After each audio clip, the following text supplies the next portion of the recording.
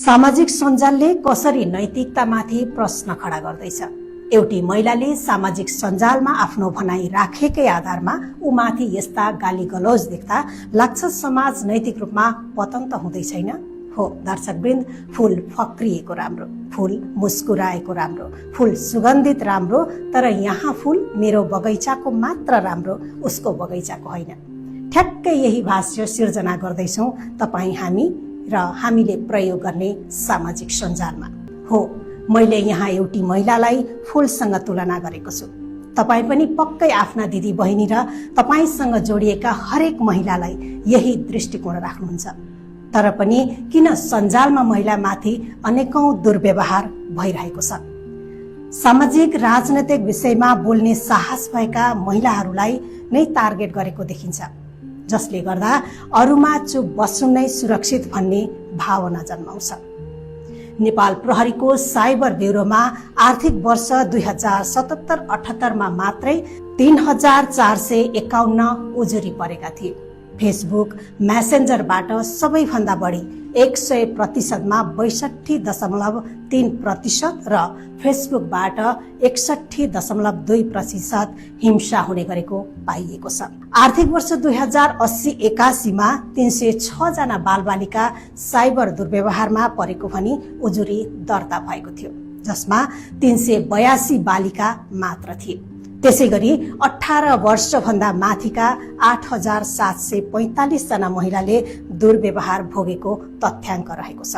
नेपालमा 81% भन्दा बढी अनलाइन दुर्व्यवहारका घटना फेसबुक मार्फत हुने गरेको छ। यो तथ्याङ्कलाई हेर्दा दुर्व्यवहारका घटना घट्ने भन्दा पनि अझ बढी बढ्ने देखिन्छ। अनलाइन ट्रोलिङ, बुलिङ, दुर्व्यवहार र गोप्य तस्बिर प्रसार जस्ता मुद्दाहरूलाई विद्यमान कानूनले प्रष्टसँग सम्बोधन गर्न सकेको छैन। मनोवैज्ञानिक पक्षसँग जोडिएका कतिपय अनलाइन हिंसाका पीडकले उन्मुक्ति पाइरहेका छन्। हिंसा तथा दुर्व्यवहारले विशेष गरी महिलालाई अधिकारविहीनता, पुरुष श्रेष्ठताको भावना र दुर्व्यवहारको बोध उत्पन्न गराइरहेको छ। सामाजिक सञ्जालमा महिलामाथि हुने दुर्व्यवहार जन्य कमेन्ट एक साना शब्दको कुरा होइन। यसले डर, चुपचापन, असमानता र हिंसाको संस्कृतिलाई पुस्तादेखि पुस्तामा हस्तान्तर गर्दो देखिएको छ। यस्तो समाज निर्माणमा तपाईको सहभागिता पनि रहेको छ कि भन्ने आशंका पछिल्लो पुस्ताले गरिरहेका छन्। यो रोक्न समाजको सामूहिक चेतना, कानूनी सुधार र प्रवृत्तिको जिम्मेवार प्रयोग देखिन्छ। जसरी एउटा फूललाई जोगाउन कहिलेकाहीँ हावा, पानी र प्रकृतिका अनेक चुनौतीसँग जुझ्नुपर्छ, त्यसरी नै सामाजिक सञ्जालमा महिलाको सम्मान, आवाज र अस्तित्व जोगाउन सबैले सचेत र जिम्मेवार भएर उभिन जरुरी छ। सामाजिक सञ्जाल केवल विचार व्यक्त गर्ने माध्यम मात्र होइन, यो हाम्रो सोच, संस्कार र चरित्रको ऐना पनि हो। यहाँ देखिने प्रत्येक शब्द, प्रत्येक टिप्पणी र प्रत्येक व्यवहारले हाम्रो सामूहिक नैतिकताको स्तर मापन गरिरहेको हुन्छ।